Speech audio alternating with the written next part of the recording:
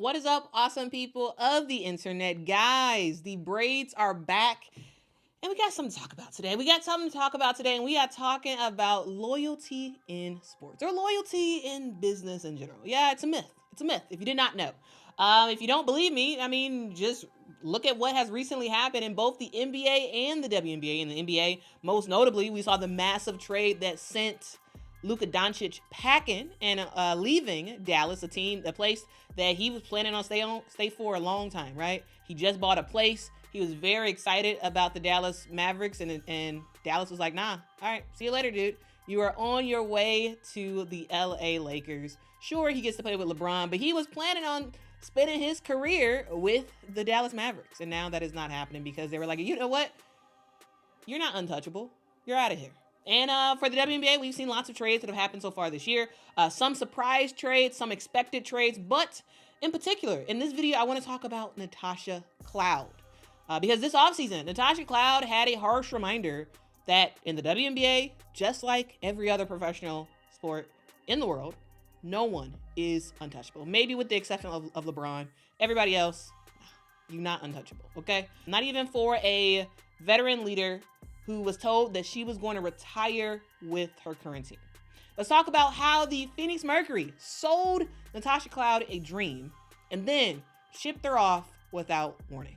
On February the 2nd of 2025, the WNBA world got hit with a blockbuster trade. It was a multi-team deal that sent big names like Alyssa Thomas to the Phoenix Mercury, Sophie Cunningham to the Indiana Fever, and Natasha Cloud to the Connecticut Sun. Connecticut, who had just signed a 2-year deal with Phoenix in 2024 after spending 8 seasons in DC. She had a strong season with the Mercury in 2024. She averaged 11.5 points a game, 4.1 rebounds a game, nearly 7 assists per game, setting a franchise record for assists in a single season for the Phoenix Mercury. She brought veteran leadership, defense, and that energy to a team that desperately needed a reset of sorts. The team last year had aging greats, right? You had Diana Taurasi, who's still mulling over whether she's going to retire or not. You had Brittany Griner as well, who is now out of Phoenix. And you were just trying to figure out what your new look was going to be. You needed a point guard. Nate Tibbetts was brand new in his coaching in the WNBA.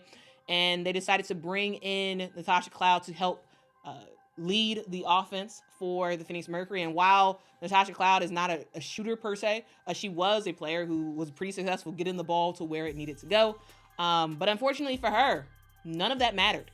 Because when it came down to it, regardless of all the promises that Phoenix gave Natasha Cloud, regardless of all of the social media posts, regardless of all of the sort of cheerleading that Natasha Cloud was doing the entire season of 2024, whether it was, showing off the awesome amenities that the Phoenix Mercury had to offer during All-Star Weekend, right? She was telling all the free agents to come on down to Phoenix and how great it was and yada, yada, yada. Like, she was doing everything for the Phoenix Mercury to kind of just show love, right? From the photo shoots to the social to on the court.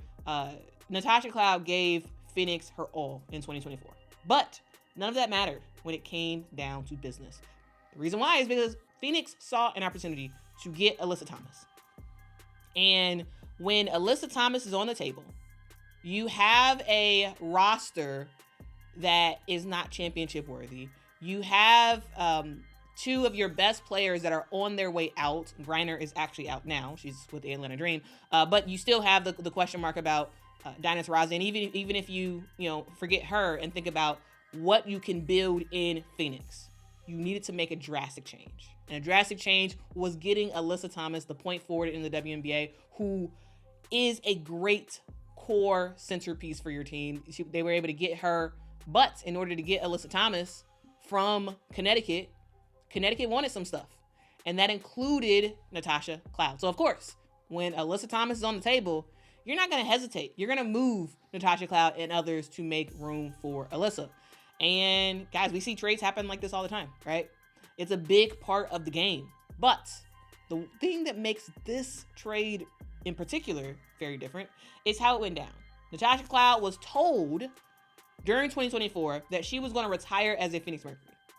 She uprooted her life from DC to Phoenix and committed to being a key piece to the franchise. And then she found out she was traded. Not just the fact that she was traded from Phoenix to Connecticut, but that she found out on social media with everybody else. She didn't even get a call from Phoenix before she ended up seeing the news on social. Now, let's hear directly from what Natasha Cloud had to say. Hi, Tosh. Good to see you again. What have the past couple weeks been like for you, just since the trade, going to Connecticut, and just your initial impressions joining the Sun?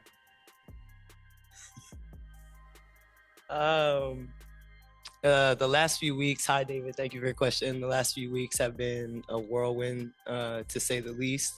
I think for the public view, if this isn't proof enough of the business of the NBA, the WNBA, any professional sports, this is what it is. It's really hard to be loyal to organizations in this situation when you can just up and move no matter what.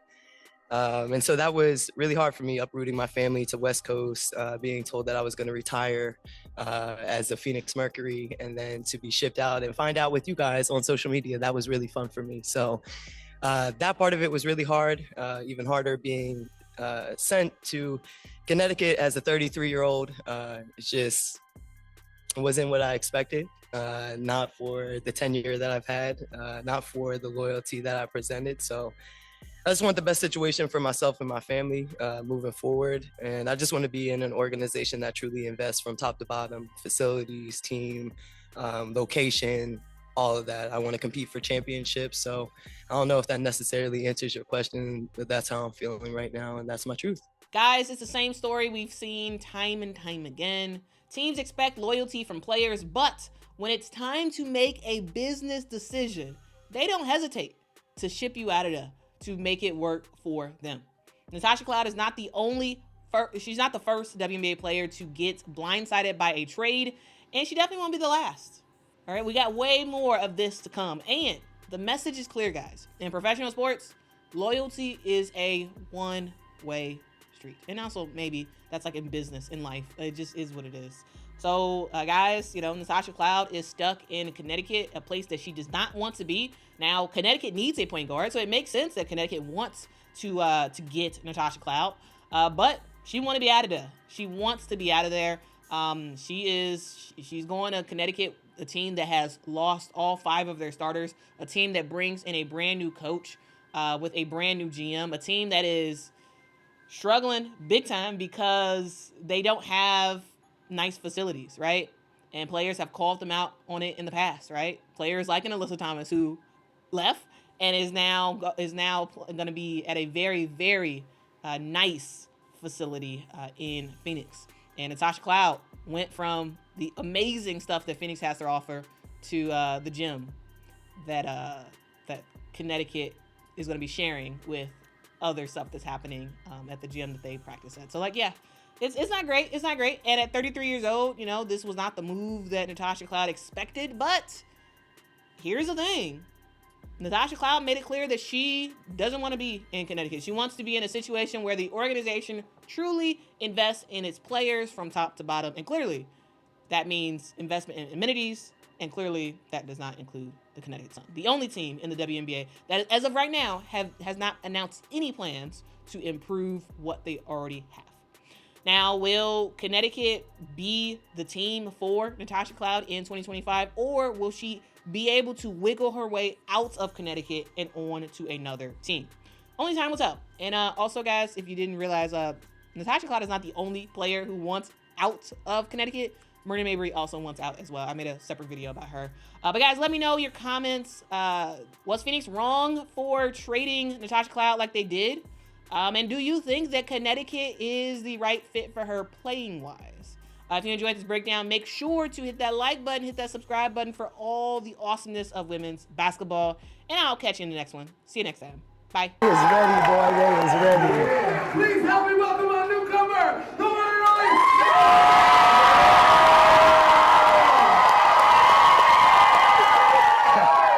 Y'all already know I'm a dog. So you getting another dog added to the roster. I'm going to give you everything every single night. I take that jersey serious and what it says. I represent Phoenix. I represent this community. And so I don't take that for granted. I don't take that lightly. Coming here, visiting, even them making me a poppy crop, like they got my dog's toys. It was like the most intentional visit I think I ever had, and just seeing their vision for what this next chapter looked like. The investment into a new facility, the investment into us not only as players on the court, but off the court. I wanted to be a part of an organization. I wanted to be a part of this community and this fan base that y'all are the sixth man, and I knew that as an opposing player. X Factor, we love you. I'm so excited to be a part of this. But it was very clear that it was Phoenix for me, and I am very blessed to be here.